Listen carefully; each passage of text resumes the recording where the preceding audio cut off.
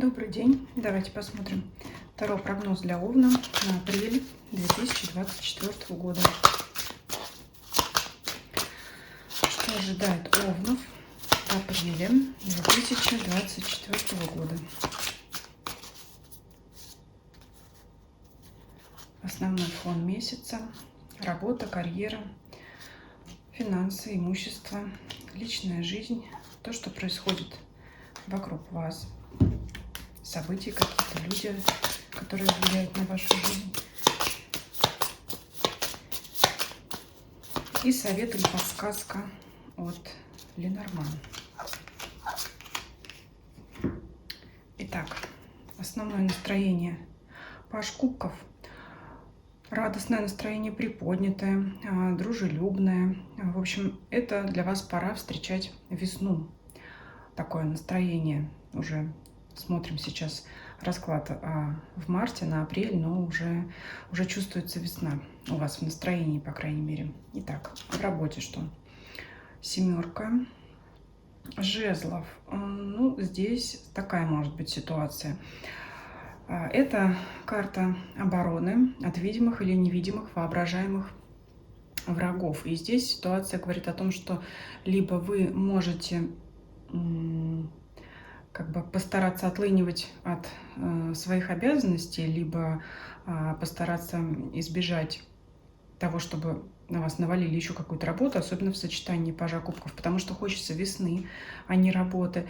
И потом еще может присутствовать некоторая осторожность в общении с коллегами, особенно с людьми либо новыми, которых вы еще не знаете. Может быть, кстати, напрасно вы будете от них обороняться, но с другой стороны, лучше к ним присмотреться, узнать, что это за человек. Вот здесь и маска у нас, да, то есть вы еще пока не понимаете, да, кто этот человек, как он будет к вам относиться. Ну, либо это настороженность в общении с теми людьми, которые уже себя зарекомендовали не очень положительно в общении с вами. Ну, то есть, кто это может быть? Конкуренты ваши, да, например, если вы конкурируете за какую-то должность, за какой-то проект. То есть это карта такой настороженности, то есть можете захотеть сами держаться подальше от некоторых представителей, конечно, не всех, от некоторых представителей ваших коллег. Либо, ну, как я уже сказала, постараться не брать на себя лишнюю работу.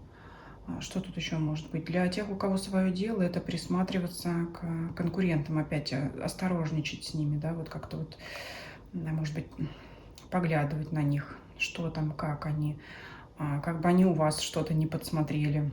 Все здесь вот маски, да, вот как-то это присматриваться, быть настороженным. Но, тем не менее, настроение оно вам не испортит. Просто, ну, это все равно с пажом кубков, и я чувствую, что это как-то нет особого рвения к работе. Хочется, наоборот, как можно меньше что-то там делать.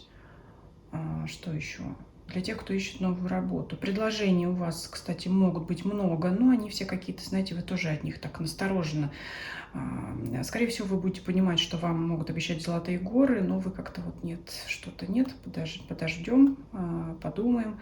Вот как-то так. Ну и вообще как-то по пажу кубков особый... Мне кажется, паж кубков — это такая карта, когда хочется именно вот весны, вдохнуть вот этот свежий воздух, да, когда пахнет весной. И больше ничего не делать. Да, здесь вот так. Давайте посмотрим финансы, имущество.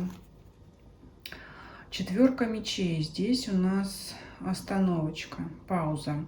Что это может говорить? Конечно, здесь не видно каких-то премий, повышений в зарплате я не вижу. Но это вот, знаете, что здесь как бы не хочется работать. Ну, соответственно, и не приходится рассчитывать на результат в финансовом плане, но вместе с тем оно вас опять не расстраивает, у вас паж кубков. Вам хватает того, что есть, вы довольствуетесь тем, что у вас уже есть, ваш текущий стабильный доход, там постоянная ваша зарплата, и вам этого хватает. И вы вот как-то решили, я вижу, тут решили сбавить темп к весне. Или в середине весны. Мы смотрим в марте, да, март-апрель. И, кстати, мне писали, я сама замечаю, что вот делаем расклад, например, на апрель, а то, о чем я говорю, проигрывается уже сейчас, тогда, когда вы это смотрите. Вот у меня и у самой такое бывает, и мне такое писали. Поэтому вот как-то на весну у вас период, может быть, в отпуск кто-то уйдет, вот. Поэтому как-то, ну, здесь, смотрите, гадаем, смотрим позицию на финансы, на имущество, да, почему говорю отпуск, потому что как-то вот и все эти три карты, они говорят о том, что нет особой расположенности у вас активно заниматься работой, добыванием себе, значит, этих самых денежных ресурсов, поэтому как-то вот, ну, отдыхаем в спокойствии, находимся. Мгм. Есть такое. Так, давайте перейдем к личной жизни, к любви. Рыцарь мечей. Ну, рыцарь мечей всегда в первую очередь говорит о какой-то ревности, колкости.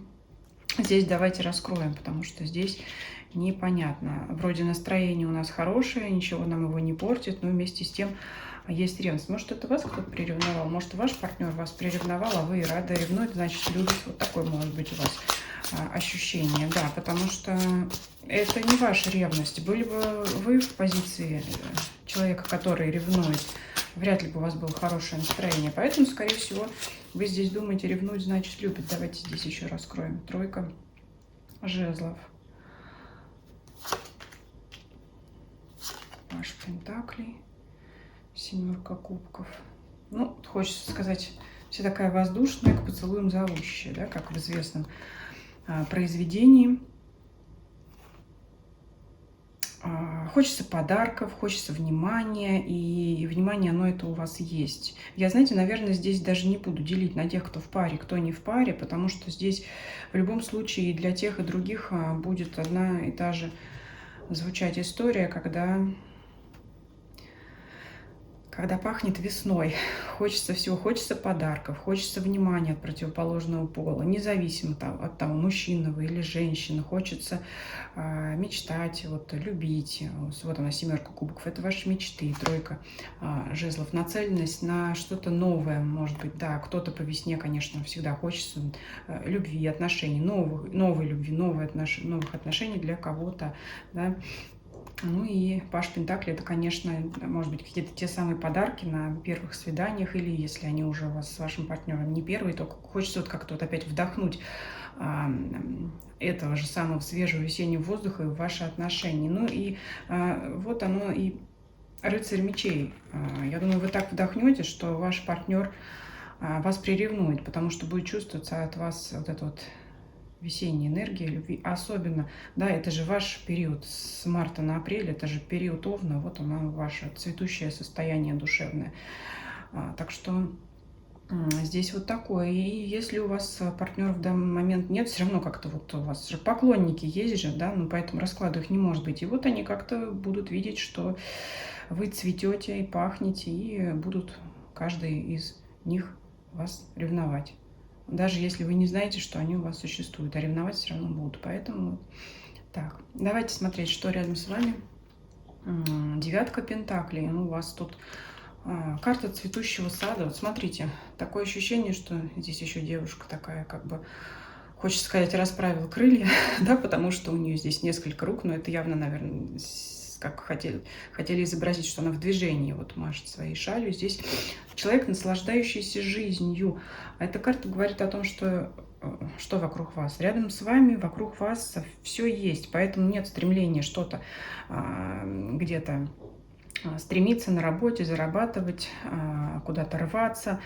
Ну, потому что все есть уже у вас, и хочется этим наслаждаться, хочется весны, хочется удовольствий. Вот она, эта и карта. Карта здесь не показывает в вашем окружении каких-то значимых людей, поэтому расклад в целом говорит о том, что вы здесь довольны жизнью, довольны собой. Начинается, как говорят астрологи, начинается ваш новый астрологический год. Начинается в этот период также вот этот новый зодиакальный круг с Овна, со знака Овна, и вы вот здесь и являетесь этим самым первым знаком зодиака. То есть это ваш старт новый, да, вдыхаем, как бы рождаемся заново, вот так еще можно здесь сказать. Вот расправили крылья, вдохнули свежий воздух и полетели. А работа не волк, в лес не убежит. И давайте посмотрим, что Ленорман подскажет. Так, вот они, новые начинания по карте ребенка. Кольцо. Так, метла и кнут. Интересное сочетание. Вы готовы к новому, вы открыты к новым контактам, к новым отношениям. И в любовной сфере, и в профессиональной. Ну, здесь я уже сказала, работа у нас пока стоит, спит. Но вы как вот только начало. Вы вот сейчас этого воздуха вдохнетесь, энергии наберетесь, и дальше уже следующим этапом у вас будет уже вот это сотрудничество, контакты романтические, любовные, дружеские. Что, о чем нам здесь может сказать метла и кнут? Я здесь, знаете, так вижу. Скорее всего, вы хорошо поработали в предыдущий период, поэтому теперь пришло время того самого пряника, вот этого девятки пентаклей вашей. Давайте еще раскроем, потому что еще метла может говорить о том, что в вашу жизнь могут события какие-то приходить быстро, внезапно, и могут быть повторяющиеся какие-то события.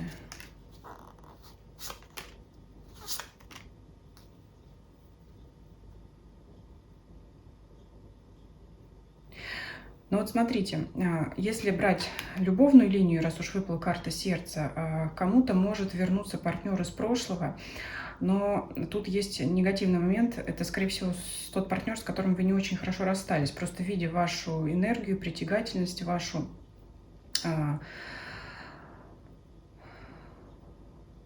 Да, видя вот это все, тот человек может как бы вновь обратить на вас внимание, но...